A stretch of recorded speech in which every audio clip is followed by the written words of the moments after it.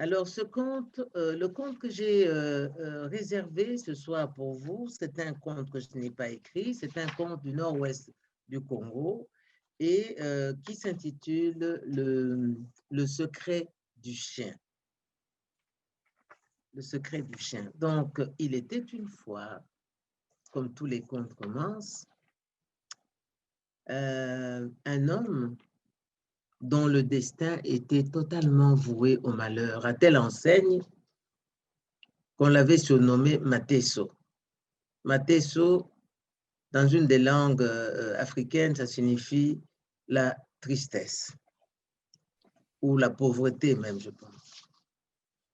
Personne ne connaissait son vrai nom. Et il n'avait pour seul ami que son chien qui était aussi malingre que lui, et comme demeure une petite maison à l'écart des autres maisons du village, et que les intempéries avaient chahuté d'une manière incroyable. Ça sointait de tous côtés. Ses parents étaient morts alors qu'il avait 4 ans. Mathieu avait perdu ses parents pendant qu'il était encore tout petit. Et à l'annonce de la mort de ses parents, évidemment, les cousins, les neveux, les oncles sont accourus. Chacun s'est bien servi des biens des défunts et ils ont disparu en abandonnant l'enfant seul avec son chien. Et Dieu merci que dans les contes, les héros grandissent très vite. Mateso, quand il devint adulte, décida donc de se prendre en charge et de prendre son chien aussi en charge. Mais malheureusement, on aurait dit que la malédiction le poursuivait d'une façon impitoyable. Il essaya le piégeage, il n'arrivait pas à attraper la moindre petite souris. Puis ensuite, ce fut la chasse, la même chose. La vannerie, personne ne s'intéressait à ses paniers. Il essaya même de cultiver un champ, mais rien ne poussa.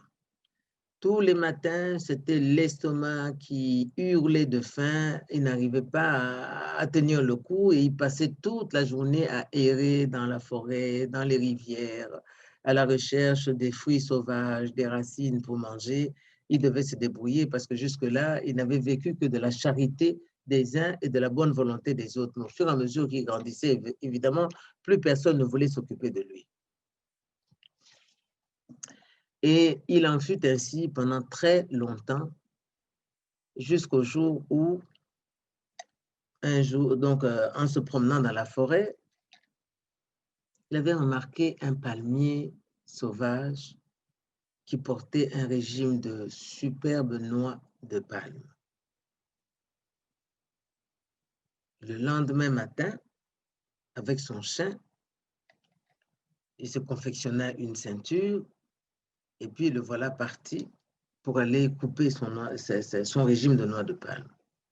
Et un coup, et 2 coups, et 3 coups, et voilà qu'il perdit un peu l'équilibre, il lâcha la machette et il se sentit si malheureux parce qu'en regardant le sol, il se dit, mon Dieu, je vais encore devoir redescendre, prendre la machette, remonter, couper le régime et redescendre de nouveau. Rien qu'à ce programme-là, il était complètement fatigué. Puis, il regarda son chien et puis il dit, si seulement ce vaurien de chien pouvait au moins m'aider en m'emmenant la machette. Et le chien, alors pendant qu'il s'apprêtait à redescendre, le chien, il entendit son chien lui parler. Mateso resta figé sur place, complètement stupéfait. Le chien lui dit, mon cher maître, mais qu'ai-je fait de mal pour mériter votre colère? Tenez, ne bougez pas, je vous apporte votre machette.